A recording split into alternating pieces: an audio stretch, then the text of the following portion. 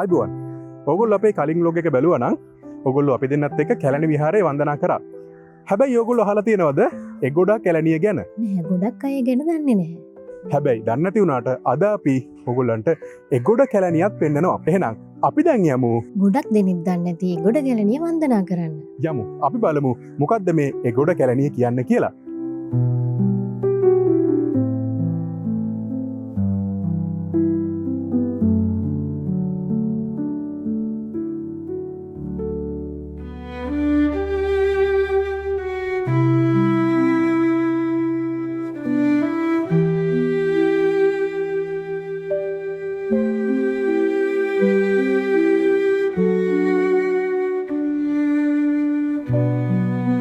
කැලණි විහාරයෙන් එළියට ඇවිල්ලා මේ පාර දිගේම තමයි එගොඩ කැලණියට යන්න තියෙන්නේ.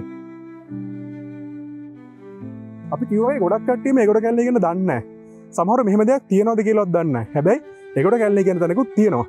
කැලණියට එන හැම කෙනෙක්ම වගේ අනිවාර්යෙන්ම මේ එගොඩ කැලණියත් වන්දනා කරන්න ඕනේ.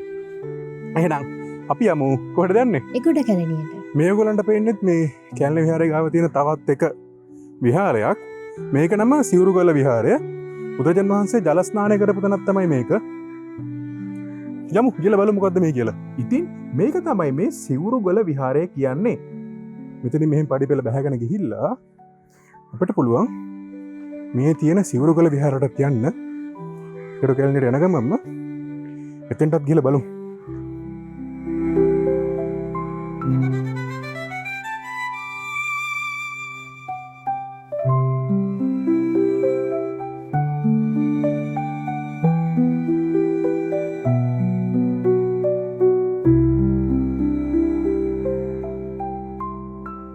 පොඩි වුණාට හරිම සුන්දර නැචුරල් වයිබ් එකක් මෙතන තියෙනවා. ඒ වගේ මේ ඔයාලට එහා පැත්තෙන් පේන කැලණි ගඟ. එහෙනම් දැන් අපි සිවුරුගල විහාරයෙන් එළියට ඇවිල්ලා කෙලින්ම යමු එගොඩ කැලණියට. ඔයාලා කැලණි පන්සලට ආවා නම් කැලණි පන්සලට ඇවිල්ලා යනකොට කෙලින්ම මේ පාර දිගේ ගිහිල්ලා එගොඩ කැලණියට යන්න පුළුවන්. ඉතින් කැලණි පන්සලට එන අයට අපි ඉන්වයිට් කරනවා. අනිවාර්යෙන් එගොඩ කැලණියටත් ගිහලා බලන්න. ඒකත් හරි අපූර්ව අත්දැකීමක් වෙන අනිවාර්යෙන්ම. මේ පාර දිගේ තමයි එගොඩ කැලණියට යන්න තියෙන්නේ. එන්න යන් අපි එගොඩ කැලණියටම.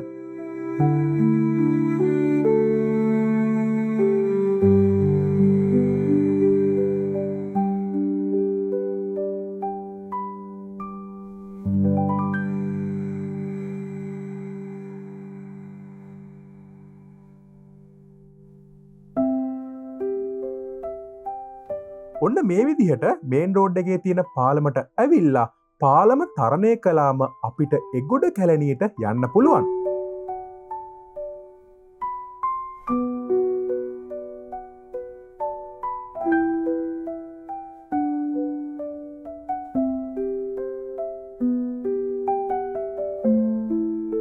මහදුරක් නෑ, පොඩි දුරයි තියෙන්නේ.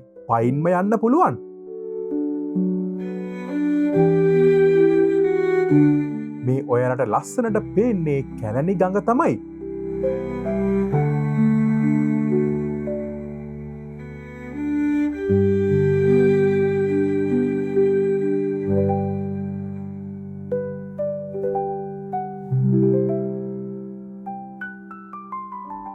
ගඟෙන් මෙහා පැත්තේ කැලණි විහාරය තියෙනකොට එහා පැත්තේ තියෙන්නේ එගොඩ කැලණි විහාරය තමයි. ඉතින් ඔන්න අපි එගොඩ කැලණිය කිට්ටුවටම ඇවිත් ඉන්නේ. මෙන්න තියෙනවා කිත්සිරි මෙවන් රජමහා විහාරය හෙවත් එගොඩ කැලණිය විහාරය.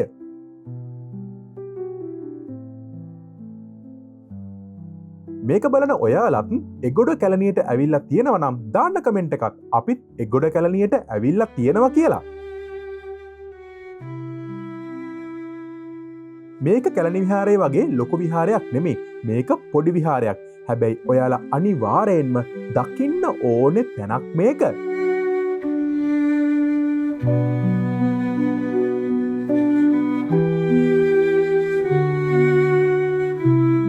මේ ඔයාලට පේන්නේ එගොඩ කැලණි විහාරයේ තියෙන සිනිතු අරණ කියන ඔසු උයන තමයි.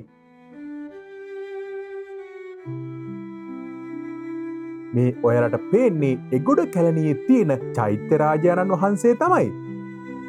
සමහරුන් ඉතින් මේවා ගඩොල් වහන්සේලා වුණාට අපිට නම් මේවා පූජනීය චෛත්‍ය රාජයන් වහන්සේලාම තමයි.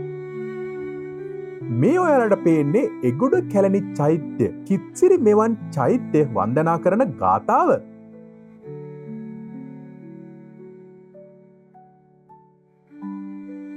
දැන් අපි එගොඩ කැලණි විහාරයේදීත් මල් පහන් හඳුන්කූරු එහෙම පූජ කරලා බුද්ධ මන්දිරයට ගිහිල්ලා බුදුන් වැන්දා.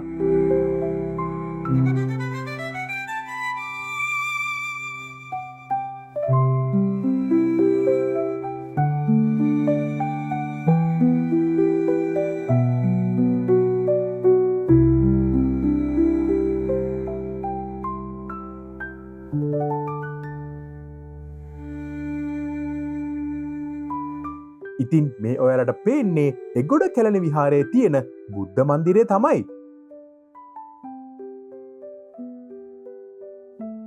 ඒවගේම බුද්ධ මන්දිරයෙන් එහා පැත්තේ අටවිසි බුද්ධ මන්දිරයකුත් තියෙනවා. තන්නංකර බුදුරජාණන් වහන්සේ, ඊට පස්සේ කොණ්ණඤ්ඤ, සරණංකර, සුවන බුදුරජාණන් වහන්සේ, මංගල බුදුරජාණන් වහන්සේ, දීපංකර බුදුරජාණන් වහන්සේ, මේදංකර බුදුරජාණන් වහන්සේ, රේවත බුදුරජාණන් වහන්සේ, සෝභිත බුදුරජාණන් වහන්සේ, පදුම් බුදුරජාණන් වහන්සේ, මේ තමයි බුදුරජාණන් වහන්සේලා 28 නම. ඊපස්සේ නාරද බුදුරජාණන් වහන්සේ, පදුමුත්තර බුදුරජාණන් වහන්සේ, සුමේද බුදුරජාණන් වහන්සේ, සුජාත බුදුරජාණන් වහන්සේ, පියදස්සේ බුදුරජාණන් වහන්සේ, අත්තදස්සේ බුදුරජාණන් වහන්සේ, ධම්මදස්සේ බුදුරජාණන් වහන්සේ, ඊට පස්සේ සිද්ධාර්ථ බුදුරජාණන් වහන්සේ, තිස්ස බුදුරජාණන් වහන්සේ, අනවදස්සේ බුදුරජාණන් වහන්සේ, සිඛී බුදුරජාණන් වහන්සේ, ඊට පස්සේ විපස්සී බුදුරජාණන් වහන්සේ, කොණාගමන බුදුරජාණන් වහන්සේ, කකුසඳ බුදුරජාණන් වහන්සේ, වෙස්සභ බුදුරජාණන් වහන්සේ, පුස්ස බුදුරජාණන් වහන්සේ, කස්ස බුදුරජාණන් වහන්සේ සහ ගෞතම බුදුරජාණන් වහන්සේ. මේ අටවිසි බුද්ධ මන්දිරය හදලා තියෙන්නේ AKD ලෙස්ලි පියාණන්ට සහ අයිරාංගනී ධර්මශීලී මවට පින් පිණිස ඒ දෙන්නාටත් අපි මේ කරගත්ත වන්දනාවේ සීලුම් පින් හිමි වෙන්න කියලා මම එක සිතින් ප්‍රාර්ථනා කරනවා. දැන් වලට මම පෙන්වන්නේ මේ අටවිසි බුද්ධ මන්දිරය. මෙතන මේ හැම බුදුරජාන් වහන්සේ නමක්ම බුදු වුණ බෝධියක්. ඒ කියන්නේ ගහක් තියෙනවා. හරියට හොයලා බැලුවොත් මේ ගස් 28 අපේ වටපිටාවේ තියෙනවා. දැන් අපි බෝරුකක් කපන්නේ නැහනේ. එතකොට අපි අර ගස් 28 එකක් කපන එක බෞද්ධයෙක් විදිහට අනුගමනය කරන්න පුළුවන්ද? නෑ. ඒක අනුගමනය කරන්න බෑ. එහෙනම් හොඳටම තියාගන්න මේ ගස් කපනවා කියන දේ බෞද්ධයන් කළ යුතු දෙයක් නෙමෙයි. බෞද්ධ විතර නෙමෙයි කිසි මිනිසෙක් මේ ගස් කපනවා කියන දේ කළ යුතු දෙයක් නෙමෙයි. දැන් මේ බුදුරජාණන් වහන්සේලා 28 නමනේ හිටියේ. හැබැයි අසංඛ්‍ය ගාණක් බුදුරජාණන් වහන්සේලා මේ ලෝකේ පහළ වෙලා ඉඳලා තියෙනවා. ඉතින් හිතන්න ඒ තරම් බුදුරජාණන් වහන්සේලා බුදු වුණ ගස් කොච්චර ඇද්ද? මේ ලෝකේ තියෙන හැම ගහක්ම බුදු කෙනෙක් බුදු වුණ බෝධියක් වෙන්න පුළුවන්. ඒ නිසා ගහක් කපනවා නම් ඔයගොල්ලෝ දෙවරක් නෙමෙයි 100 වරක් 10 වරක් හිතලා ඒ දේ කරන්න. මේ තමයි එගොඩ කැලණි විහාරයේ තියෙන බුදුරජාණන් වහන්සේගේ සිරිපතුල පිහිටවලා තියෙන තැන. ඉතින් මෙතෙන්ට ආවොත් ඔයාටත් සිරිපතුල වන්දනා කරන්න පුළුවන්.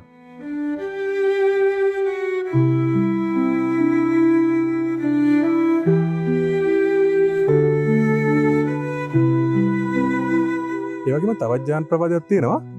කැලණි විහාරයට කලින් එගොඩ කැලණි හැදුවා කියලා. ඒ කියන්නේ කැලණි විහාරය හදන්න කලින් කිච්චිරිමෙන් රජතුමා එගොඩ කැලණි හදලා ඊට පස්සේ තමයි කැලණි විහාරය හැදුවේ කියලා තවත් ජන ප්‍රවාදයක් තියෙනවා. ඒ ගැන මම තව ටිකක් හොයලා වෙන වැඩසටහනක් කරන්න ඇත්තරම මේ වෙනම සෙපරේට් වීඩියෝ කරන්න අනිවාර්යයෙන්ම කැලණි විහාරයේ තියෙන වැදගත්කම ගැන ඔයගොල්ලන්ට දැනගන්න. ඔයාලට මතක ඇතිනේ මම රොන්ලිසා ගැන කරපු වීඩියෝ එක. ඒ වගේම වීඩියෝ එකක් මම මේ කැලණි විහාරය ගැනත් කරන්නම්. එතකොට එගොඩ කැලණි කතාවත් අනිවාර්යයෙන්ම මම ඒකට ඉන්ක්ලූඩ් කරන්නම්.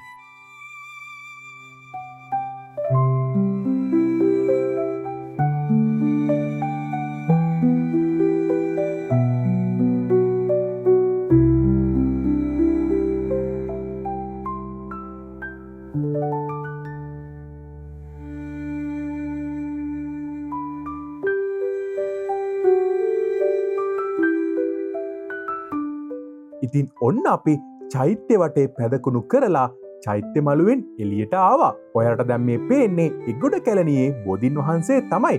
යමු අපි බෝධින් වහන්සේත් වන්දනා කරන්න. දැන් බලන්න මේ බෝධින් වහන්සේගේ වෙනසක් තියෙනවා. ඒ ලස්සන ඇත්පවුරක් තියෙනවා. ඔගොලගේ පන්සලේ තියෙන බෝධීන් වහන්සේගේ මේ වගේ ඇත් පවුරක් දැකලා නැහැනේ. මෙතන වෙසී සත්‍යයක් තියෙනවා. ඒ නිසා මම ඔයගොල්ලන්ට කියන්නේ අවිල බලන්න. මේක ඒ තරම්ම වැදගත් විහාරස්ථානයක්. හරි ලස්සන බුද්ධ ප්‍රතිමාවක් තියෙන බෝධීන් වහන්සේට ඇතුල් වෙනකොටම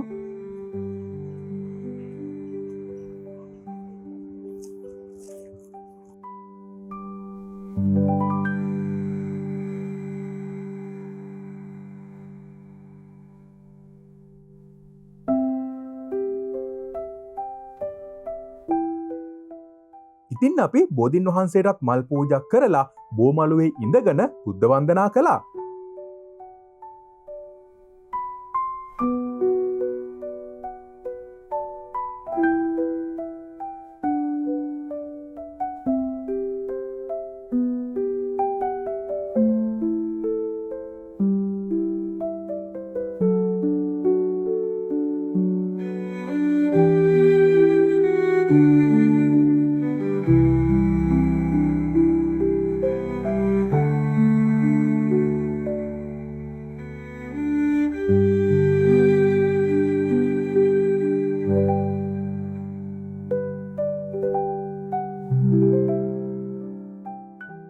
කැලණි විහාරයේ වැඩසටහනේදී ඔයාලා මාත් එක්ක කැලණි විහාරයේ බෝධීන් වහන්සේ වටේ වට 3ක්ම පැදකුණු කළානේ. දැන් එහෙනම් එන්න මාත් එක්ක එගොඩ කැලණියේ බෝධීන් වහන්සේ වටේ එක වටයක් පැදකුණු කරන්න.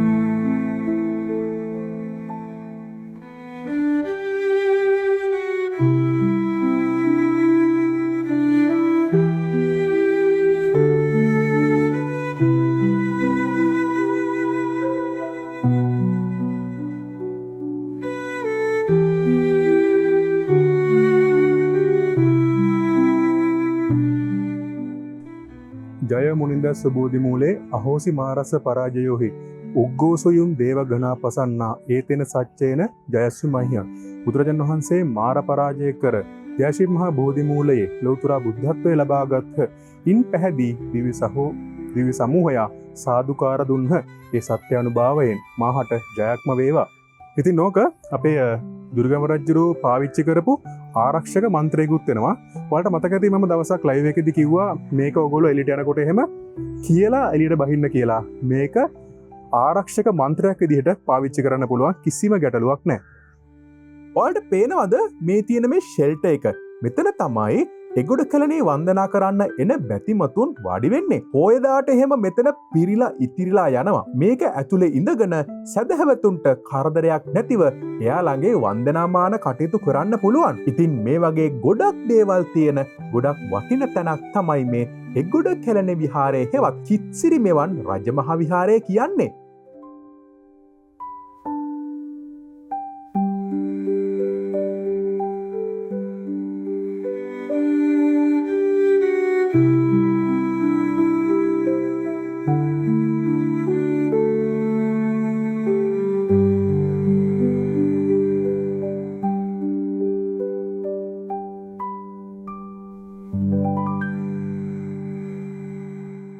එහෙනම් ඔයගොල්ලෝ අපිත් එක්ක එගොඩ කැලණියේ විහාරයත් වන්දනා කරගත්තා. මං හිතනවා ඔයගොල්ලෝ ගොඩක් ලොකු එක්ස්පීරියන්ස් එකක් ලබා ගන්න නැති කියලා. ඒ වගේම පින් කැමති ඇත්තෝ පින් රස කරගන්න නැති කියලා අපි දෙන්න හිතනවා. එහෙනම් මේ වගේ තවත් රසවත් බ්ලොග් එකකින් අපි ඉතාමත්ම ඉක්මනින් හමු වෙමු. මේ තමයි මදුජිත් ඇන් නිෂා ඩයරිස්.